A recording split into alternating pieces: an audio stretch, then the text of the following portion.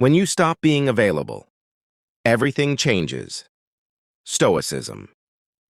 There's a hidden power that most people never discover.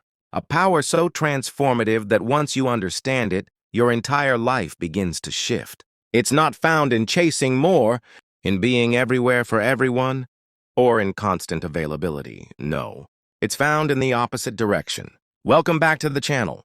Today, we're diving deep into a profound Stoic principle that has the potential to completely transform your relationships, your peace of mind, and the way others perceive you. Have you ever noticed how we tend to value what's scarce? How the less available something is, the more we desire it. This isn't just true for material objects, it applies to people as well. The ancient Stoics understood this fundamental aspect of human psychology.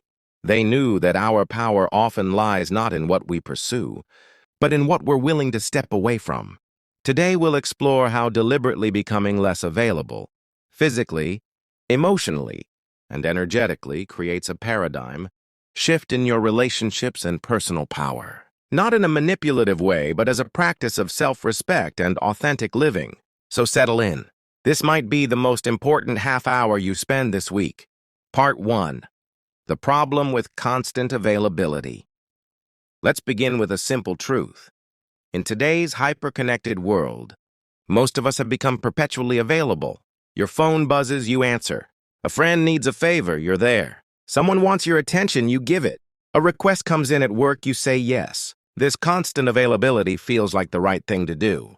Perhaps you've been taught that being reliable means being available at all times. That being a good friend, partner, employee, or parent means dropping everything when called upon. But the Stoics would argue this approach creates 3 significant problems. First, it conditions others to value you less. As Seneca wrote, cheap things are despised. Rare things are valued. When you're constantly available, your time and attention become commodities rather than gifts. Second, it fragments your focus and energy. The Roman Stoic Emperor Marcus Aurelius warned against this when he wrote, "Do not waste what remains of your life in speculating about your neighbors, to wonder what so-and-so is doing and why. Such things keep you from attending to your own ruling faculty." And third, perhaps most importantly, constant availability prevents self-development. Epictetus taught that no great thing is created suddenly. Personal growth requires periods of deep focus, reflection, and deliberate practice, all impossible. When you're constantly responding to external demands, consider how many hours of your day are spent reacting to others' needs and agendas, rather than pursuing your own development. The average person checks their phone 96 times per day. That's once every 10 minutes of waking life. This isn't about becoming selfish. It's about recognizing a profound truth. You cannot serve from an empty vessel. Your ability to truly be there for others depends on your ability to sometimes not be there at all. Part 2. The Stoic approach to availability. The Stoic philosophers weren't hermits. They were engaged citizens, teachers, and in some cases, leaders of empires. They weren't advocating complete isolation. Rather, they proposed a deliberate approach to when, how, and to whom we make ourselves available. This approach revolves around 3 principles. First, value your time as finite and precious. Seneca wrote eloquently about this in On the Shortness of Life. It is not that we have a short time to live, but that we waste a lot of it. Life is long enough, and a sufficiently generous amount has been given to us for the highest achievements, if it were all well invested. The Stoics understood that time is the ultimate non-renewable resource. When you make yourself constantly available, you're essentially saying your time has little value. By becoming more selective about your availability, you honor the finite nature of your existence. Second, practice intentional unavailability. Epictetus taught his students to deliberately withdraw at times. Make it your practice to say to every harsh appearance, "You are just an appearance and not at all what you appear to be." This applies not just to challenging situations, but to distractions and demands. Not every call needs an immediate answer. Not every message deserves your instant attention. Not every invitation requires your attendance. Third, Recognize the difference between availability and presence.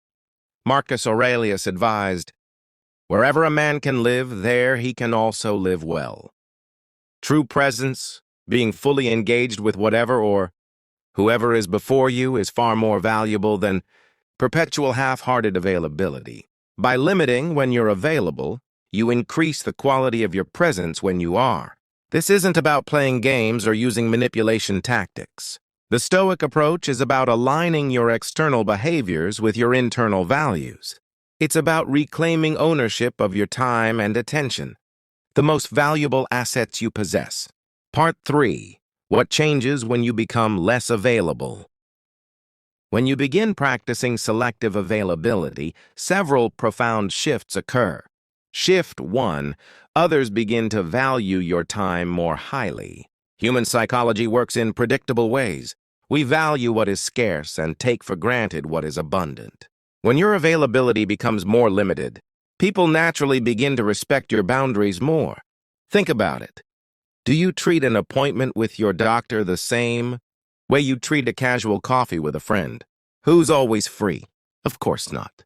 You prepare for the doctor's appointment. You arrive on time. You make the most of the limited window. The same principle applies to your time and attention. As you become less available, watch how people begin to plan ahead rather than expecting immediate responses. Come better prepared when they do have your attention. Solve minor problems themselves rather than automatically turning to you. Express more appreciation for your time and input. Shift 2. Your own mental clarity improves dramatically. The modern mind exists in a state of constant fragmentation. Each notification, each request, each shift in attention comes at a cost. Neuroscience calls this switching cost, the mental energy expended when moving between tasks. When you reduce your availability, you create space for what Cal Newport calls deep work, the kind of focused, uninterrupted mental activity that produces your most valuable outputs and insights. Seneca understood this when he wrote, "To be everywhere is to be nowhere." As you practice being less available, notice how your thinking becomes clearer, your decisions more sound, and your creative insights more frequent. Shift 3. Relationships recalibrate to healthier dynamics. Perhaps the most profound change occurs in your relationships. When you're constantly available, you often end up in unbalanced dynamics. The friend who only calls when they need something, the colleague who dumps their work on you, the partner who takes your support for granted. As you become less available, these relationships naturally recalibrate. Some fall away, revealing they were based mainly on convenience. Others transform into more balanced, mutual connections where both parties contribute. This can be uncomfortable at first. You may feel guilty, others may resist.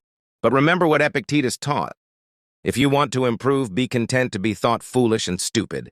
Short-term discomfort leads to long-term respect. Those who truly value you will adjust to your boundaries. Those who were merely exploiting your availability will find other targets, freeing you from relationships that were draining rather than enriching. Wait at least an hour before responding to non-urgent communications.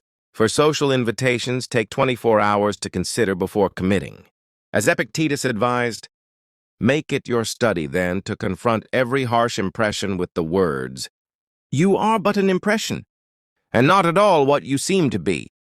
The urgency you feel to respond immediately is often just an impression, not reality. Strategy 3.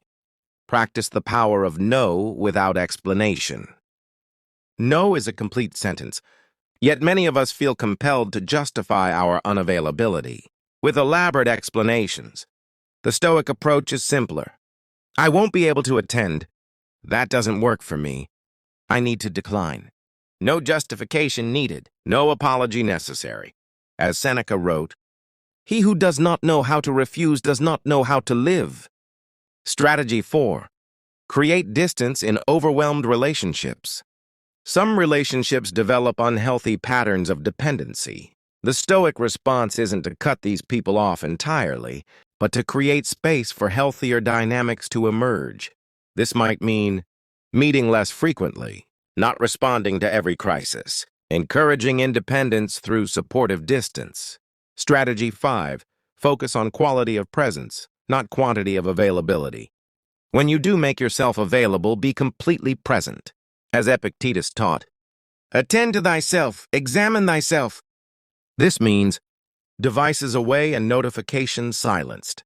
Full attention on the person or task. Genuine listening rather than waiting to speak. Being where you are, fully and completely. By being less available but more present, you actually give others more of your true self, not the distracted, fragmented version they get when you're perpetually available. Part 5. Navigating the challenges. Becoming less available isn't without challenges.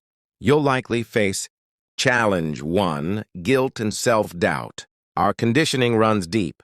You may feel you're being selfish or letting others down. The Stoic response comes from Marcus Aurelius. If it is not right, do not do it. If it is not true, do not say it. Remind yourself, creating healthy boundaries is right and true. Your finite energy and time must be protected. This isn't selfishness, it's stewardship of your most precious resources. Challenge 2.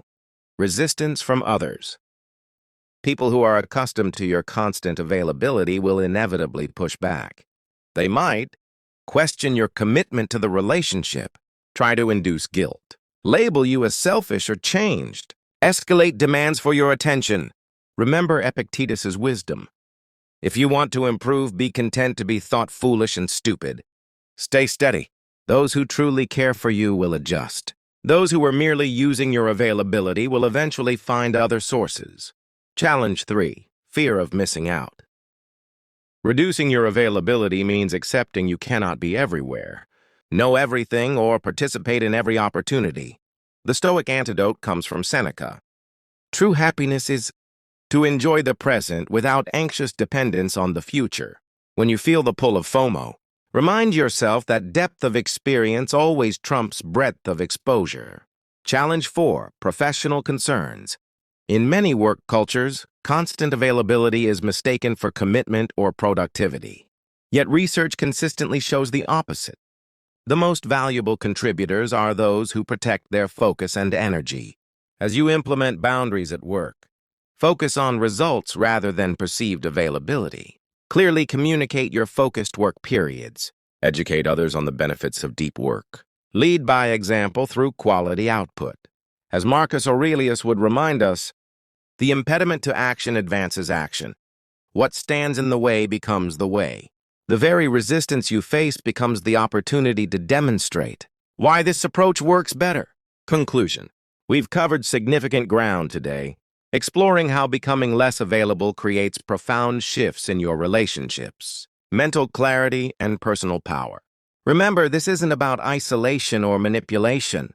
It's about honoring the finite nature of your time and energy. It's about bringing your best self to what truly matters rather than a fragmented self to everything.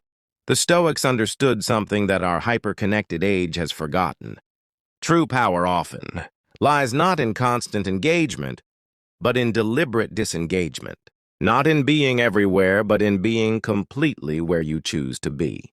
As Seneca wrote in his final reflection, life is long enough, and it has been given in sufficiently generous measure to allow the accomplishment of the very greatest things. If the whole of it is well invested, how will you invest your limited time and attention? Will you continue to be constantly available but rarely present? Or will you embrace the Stoic wisdom of selective availability and full presence? The choice is yours, and it changes everything.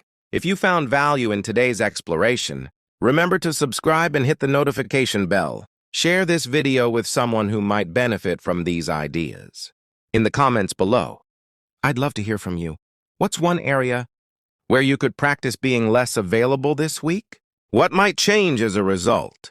Thank you for your attention, the most valuable gift anyone can give.